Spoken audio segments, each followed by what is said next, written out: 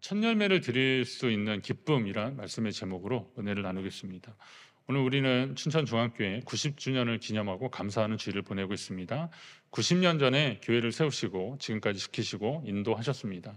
1934년 교회가 세워졌고 일제는 신사참배를 강요하고 탄압했지만 옥고를 치르면서도 믿음이 꺾이지 않으신 초대 담임 김우영 목사님 관련된 글을 읽으면서 제 마음이 좀 뭉클해졌습니다. 서대문 형무소까지 끌려가셨더라고요. 옥고 치르시는데, 그리고 또 그 목사님 기다리고 또 같이 예배드리고 그랬습니다. 일제에 의해서 교회가 강제 해산되고 그리고 다시 모이고 그런 순환의 역사들도 있었는데, 그래도 우리 교회가 굳건히 서갔습니다. 우리 교회가 그런 신앙의 기계와 전통 위에 서 있음에 감사했습니다. 여러분, 하나님이 우리에게 그런 은혜를 베푸신 줄 믿습니다. 오늘은 또 2024년 후반기 첫 주일을 맞이하면서 맥주감사주일로 하나님 앞에 드리고 있습니다. 시기적으로 보면 지금의 맥주감사절은, 오늘 우리가 드리는 맥주감사절은 구약의 맥추절, 칠칠절 또는 오순절이라고 하는데 이 차이가 좀 있긴 합니다. 출애굽기 23장에 보면 맥추절을 지키라, 이는 내가 수고하여 밭에 뿌린 것의 첫 열매를 거둠이니라, 수장절을 지키라, 이런 말씀이 계속 나오는데, 여기 맥추절은 처음 익은 열매로 하나님 앞에 드리는 거고, 수장절은 지금 우리로 말하면 이제 추수감사절 같은 그런 절기를 말하는데, 원래 그 이스라엘 백성이 첫 열매를 거두는 시점은 6월절 기준으로 50일 이후가 됩니다. 그러니까 그래서 이제 50일 이후에서 열순자를 써서 오순절이라고 하는 거고, 77이 49, 그래서 77절, 그렇게 하는 겁니다. 이번 주가 오순절 후 일곱째 주일이니까 원래 유대인들이 지켰던 맥주절은 한 6주 전으로, 시기적으로 보면 6주 전이라고 보시면 됩니다. 그러나 이제 의미로 보면 우리가 수고하여 밭에 뿌린 것의 첫 열매를 드리며 지키는 것이 맥주절이기 때문에 오늘 우리가 맥주감사로 드리는 겁니다. 한국교회는 7월 첫 주일을 맥주감사절로 지키고 있습니다. 한 해의 절반을 지켜오면서 어떤 형태로도 하나님이 우리에게 열매를 맺게 해주셨고, 또 그것에 감사해서 하나님 앞에 예배하는 겁니다. 하나님께 드릴 수 있는 또 믿음, 또 마음도 하나님이 주신 거 아니겠습니까? 믿음과 감사함으로 드리는 예배를 주님이 기뻐 받아주실 줄로 믿습니다. 오늘 읽은 말씀은 선지자 에스겔이 예루살렘의 심판을 예언하면서 또 이후에 회복을 전하고 있는 그런 대목입니다. 하나님이 이스라엘을 심판하시는 이유가 뭐겠습니까? 그들이 이방신을 섬기느라 하나님을 떠났기 때문입니다. 이방신 섬기느라 하나님을 등지고 하나님을 외면하고 그랬습니다. 하지만 하나님은 예전에 이스라엘 백성들이 그들의 악한 길에서 떠나 회개하고 하나님의 얼굴을 찾으면 하늘에서 듣고 그들의 죄를 사하고 그들의 땅을 고칠지라, 하나님이 그렇게 약속해 주셨습니다. 원래 이 약속은 솔로몬이 성전을 짓고 봉헌하면서 하나님 앞에 기도하니까 하나님이 그거에 대한 그 성전 봉헌과 그리고 그들의 그 제사에 대한 하나님의 응답이 이 말씀인데요. 내용이 그런 거죠. 누구든지 이 약속을 믿고 하나님을 찾는 자들은 죄사함을 받고 회복을 경험하게 될 것이라는 거예요. 그래서 그 약속의 근거에서 하나님이 이스라엘 온 족속이 그 땅에서 거룩한 산, 이 거룩한 산은 시온산을 말하는 것이고 성전을 의미하는데, 이 거룩한 산에서 주를 섬기게 될 것이고 하나님은 그들을 기쁘게 받아주신다. 이게 에스겔서 오늘 읽은 본문 20장 40절의 말씀입니다. 이렇다 하나님은 용서와 자비를 베푸시는 분이십니다. 신약에서도 베드로가 그의 말씀을 듣고 찔려하는 사람들, 우리가 어떻게 할고 할 때 베드로가 그런 말을 하잖아요. 너희가 회개하여 각각 예수 그리스도의 이름으로 세례를 받고 죄사함을 받으라. 그리하면 성령의 선물을 받으리니. 그리고 이 약속은 너희와 너희 자녀와 모든 먼데 사람 곧 주 우리 하나님이 얼마든지 부르시는 자들에게 하신 것이라 라고 선포하고 있습니다. 회개하여 각각 예수 그리스도의 이름으로 세례를 받고 죄사함을 받으면 성령을 선물로 받을 것이다. 하나님의 은혜를 경험하게 될 것이다 라는 겁니다. 근데 이 약속의 말씀은 지금 그 이스라엘 백성들뿐만이 아니라 먼 곳에 있는 사람, 먼데 사람들, 하나님을 경외하고 하나님을 부르는 사람들, 이런 사람들 모두에게 다 해당되는 약속의 말씀이다라는 겁니다. 말씀을 듣는 대상과 시대는 다르지만 신실하신 하나님의 약속은 변함이 없으신 겁니다. 오늘 우리도 그 은혜 가운데 있다는 사실입니다. 은혜와 구원을 얻기 위해서는 오늘 본문처럼 주님의 거룩한 산, 곧 이스라엘의 높은 산으로 나아가야 한다는 겁니다. 거룩한 산이란 본문에서는 성전이고 오늘날로 말하면 교회입니다. 성전과 교회는 하나님이 당신의 이름을 두신 곳이라고 하는 공통점이 있습니다. 구약에 하나님이 어느 곳에 매이시는 분은 아닌데 하나님의 이름을 두신 곳, 그것이 바로 성전이었거든요. 오늘날에도 마찬가지입니다. 교회가 보이는 교회가 있고 보이지 않는 무형의 교회가 있다고 하지만 하나님은 그 교회에 당신의 이름을 두신 겁니다. 그래서 하나님은 그곳을 주목하시고 그것을 바라보시고 그 안에 있는 모든 일들을 하나님은 살피시는 겁니다. 예전에 저는 일기예보를 볼 때 인천 지역 소식을 주로 봤습니다. 제가 그곳에 살고 있었기 때문에 그렇습니다. 그런데 요즘은 춘천 날씨가 제일 궁금합니다. 일기예보 보면 우선 춘천 보게 되는 겁니다. 이번 주 또 오늘 주일이 원래 비 올 확률이 90%였었거든요.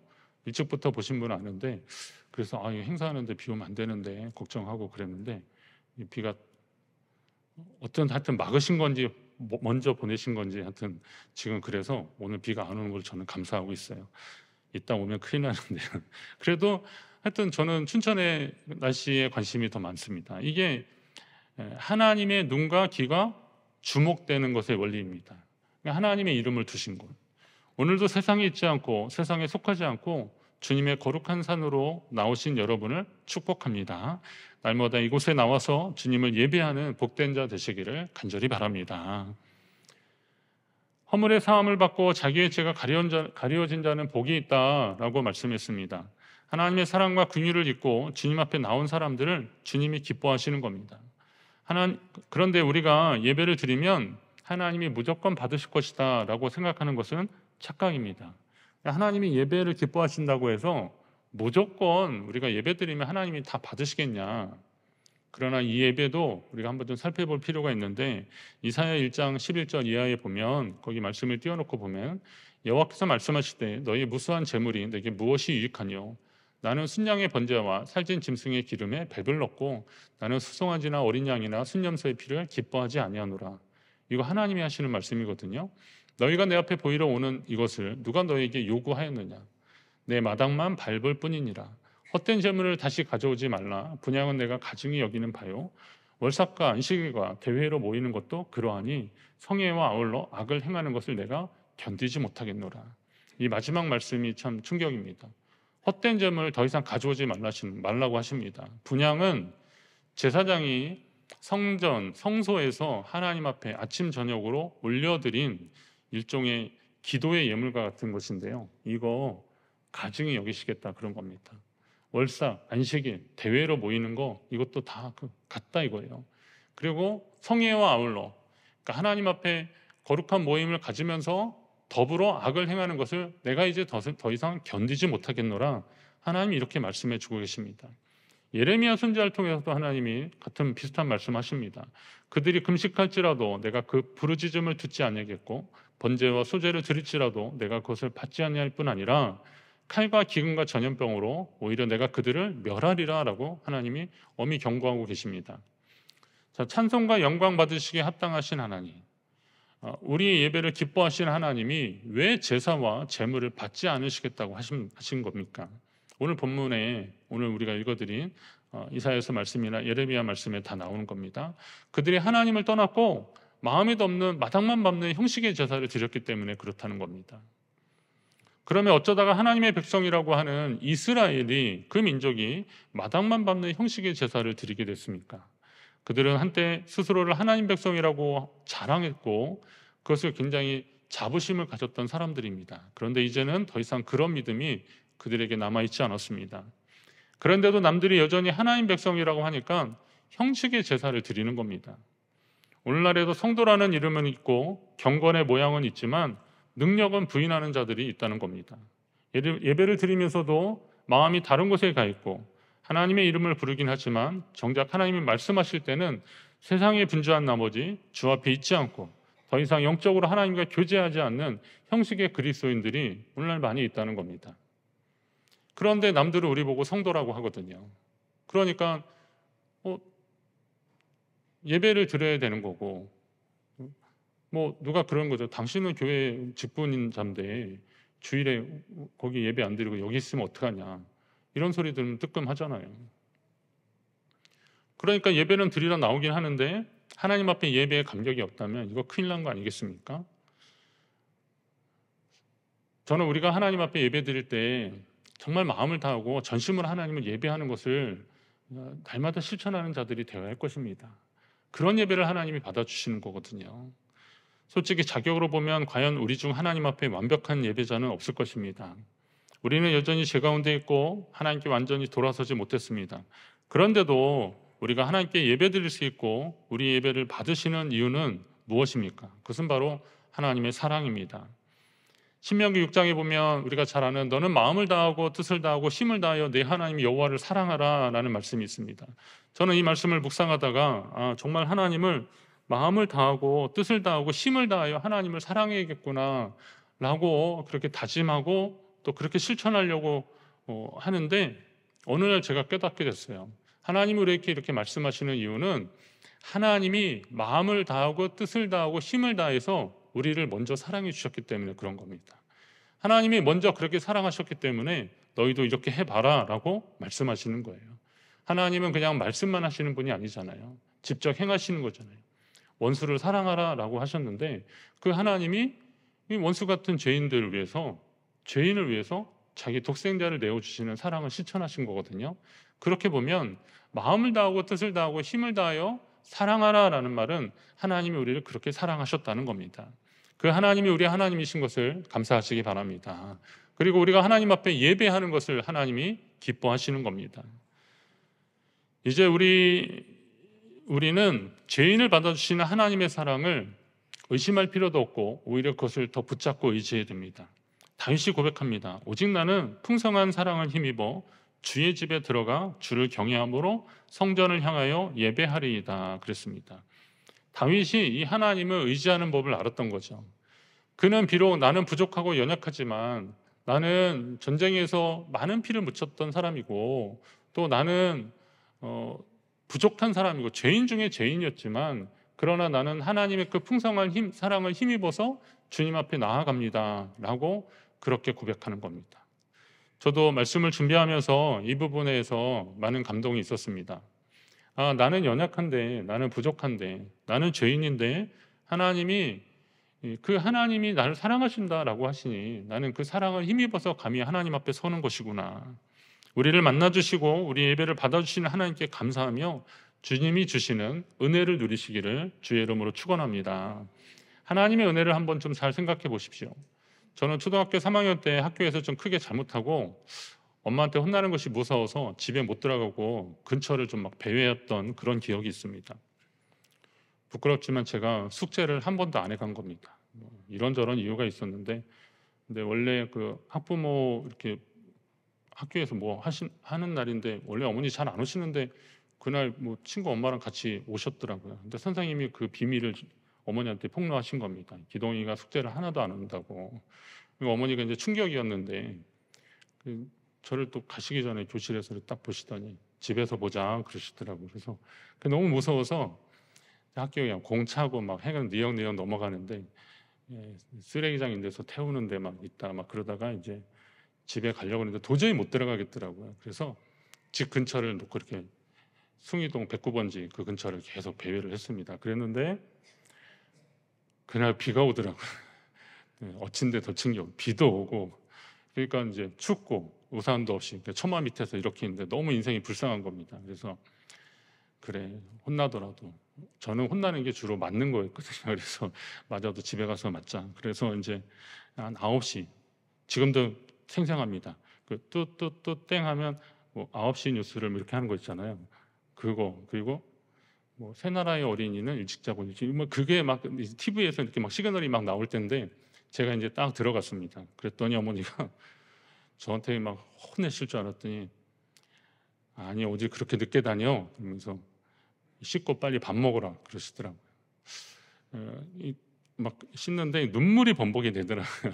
눈물로 씻어 세수를 하는 것 같은 그런 느낌이고 그러면서도 또 씻으면서 밥은 먹이고 혼내시나 뭐 이런 생각이 막 들었습니다.